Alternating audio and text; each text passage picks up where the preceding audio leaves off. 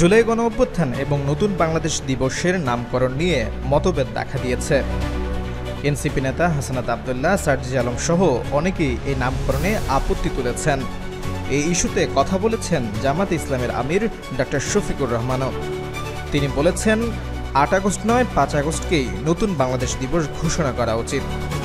শুক্রবার সামাজিক যোগাযোগ মাধ্যম ফেসবুকে নিজের ভেরিফাইড পেজে দেওয়া এক পোস্টে তিনি কথা বলেন।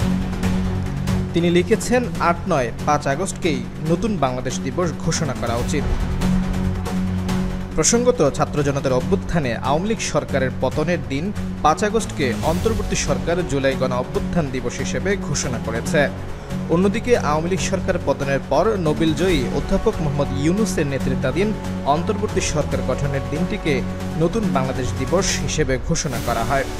অনেকেই এই নামকরণে আপত্তি তুলেছেন। তারা চান ৫ আগস্টকেই নতুন বাংলাদেশ ঘোষণা করা হোক।